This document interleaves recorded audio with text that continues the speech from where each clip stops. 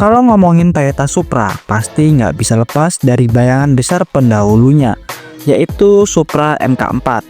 Buat para pecinta JDM, MK4 itu udah kayak dewa mesin 2JZ GTE yang terkenal tahan banting, gampang banget dimodif, dan bisa dipaksa sampai ribuan horsepower tanpa drama.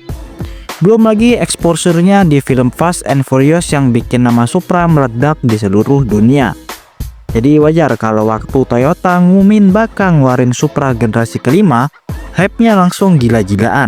Semua orang berekspektasi tinggi banget, pengen lihat penerus sejati dari sang legenda.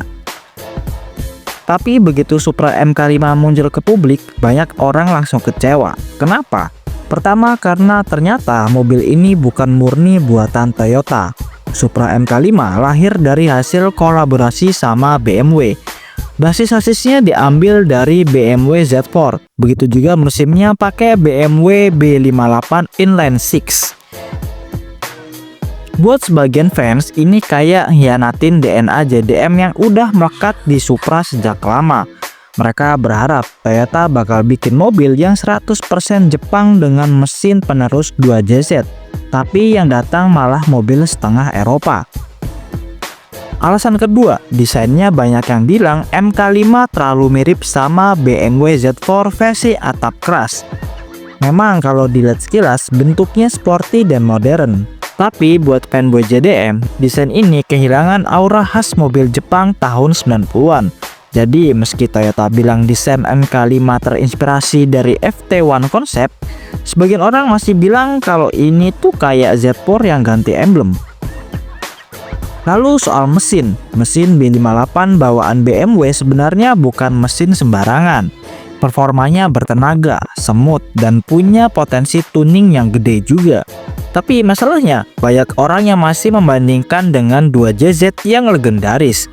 Buat para pecinta modifikasi ekstrim, 2JZ itu ibarat kanvas kosong yang bisa dibawa kemana aja kayak drag, drift, sampai balap 1000 horsepower. Sementara B58 dianggap terlalu modern, banyak elektronik, dan gak setangguh 2JZ. Padahal kenyataannya, mesin B58 udah terbukti kuat di dunia modifikasi. Cuma ya namanya juga hidup di bawah bayangan legenda, pasti ya berat. Selain itu ada juga faktor ekspektasi, karena Toyota lama banget gak ngeluarin Supra, fans udah naruh harapan setinggi langit. Mereka pingin Supra yang bisa ngulang kejayaan MK4, tapi Toyota punya strategi yang berbeda. Mereka sadar bikin mesin baru dari nol itu mahal banget dan penuh resiko. Jadi daripada Supra nggak pernah ada lagi, Toyota milih kolaborasi sama BMW supaya proyek ini bisa jalan. Jadi sebenarnya tanpa BMW mungkin kita nggak akan pernah lihat Supra modern sama sekali. Tapi kalau kita lihat dari sisi positifnya, Supra MK5 sebenarnya bukan mobil yang buruk. Justru kalau dibandingkan dengan sport car model lainnya, mobil ini punya value yang cukup oke. Handlingnya tajam, teknologinya modern, interiornya nyaman, dan mesinnya gampang banget di-upgrade dengan hasil instan. Banyak tuner di luar negeri yang udah buktiin kalau B58 bisa tembus tenaga gede dengan modifikasi yang relatif sederhana. Jadi mobil ini bukan nggak punya potensi, cuma orang-orang masih kebayang sama legenda lama. Jadi kesimpulannya, alasan kenapa Supra MK5 banyak dibenci itu bukan karena mobilnya jelek, tapi lebih ke faktor nostalgia dan ekspektasi. MK4 udah keburu jadi ikon, jadi MK5 pasti selalu dibandingin.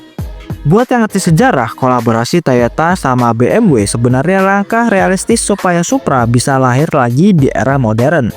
Cuma masalahnya, fans berat kadang susah move on. Jadi kalian ada di tim mana nih? Lebih pilih Supra MK4 yang klasik dan legendaris atau Supra MK5 yang modern tapi kontroversial? Coba tulis di kolom komentar.